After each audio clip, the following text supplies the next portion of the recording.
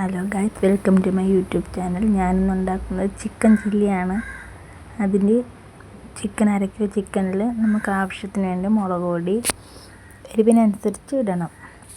ചില മുളക് കാശ്മീരി ചില്ലി മുളക് പൊടി ചേരുന്നതുകൊണ്ട് എരിവിനനുസരിച്ച് ഇട്ടിട്ട്, പിന്നെ കുരുമുളക് പൊടി ഒരു 2 സ്പൂൺ കുരുമുളക് പൊടി ഇടാം. കുരുമുളക് പൊടി എരിവിനനുസരിച്ച് ഇട്ട് കൊടുക്കണം കേട്ടോ.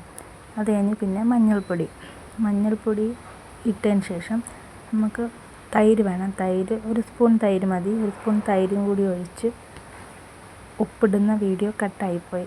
ഉപ്പും കൂടി ഇട്ടതിന് ശേഷം നന്നായിട്ട് ഇത് കൈ വെച്ച് നമുക്ക് യോജിപ്പിച്ചെടുക്കാം. ഈ തൈരും മഞ്ഞൾപ്പൊടിയും പൊടികളെല്ലാം നന്നായിട്ട് ഇതിൽ പിടിക്കണം. പിടിച്ചതിന് ശേഷം നമുക്കിനി അടുത്തത് ഇഞ്ചി വെളുത്തുള്ളി പേസ്റ്റും കൂടി നന്നായിട്ട് ഇതിൽ യോജിപ്പിച്ചെടുക്കണം.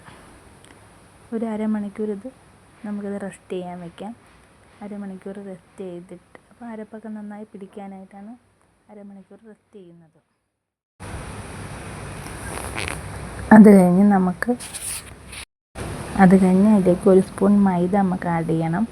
മൈദ കൂടി ആഡ് ചെയ്ത ശേഷം 1 സ്പൂൺ സോയാ സോസും കൂടി ആഡ് ചെയ്ത് നമുക്ക് ഫ്രൈ ചെയ്തെടുക്കാം.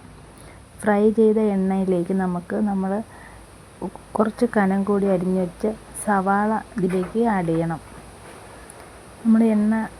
ആ എണ്ണയിൽ തന്നെ നമ്മളിത് വഴറ്റിയെടുക്കാൻ നോക്കണം. നോൺ സ്റ്റിക്ക് പാൻ ആവുന്നതാണ് ഏറ്റവും കൂടുതൽ നല്ലത്. നമ്മൾ ആ എണ്ണയിൽ തന്നെ നല്ലതുപോലെ വഴറ്റിയെടുക്കുന്ന സമയത്ത് നമ്മൾ ഈ ചിക്കൻ പൊരിച്ചതിൽ നമ്മൾ വിട്ടിട്ടുണ്ട്. എന്നാലും നമ്മൾ ഈ വഴറ്റിയതിൽ ശകലം ഉപ്പും കൂടി ആഡ് ചെയ്തിട്ട് നന്നായിട്ട് വഴറ്റി വരുന്നുണ്ട്.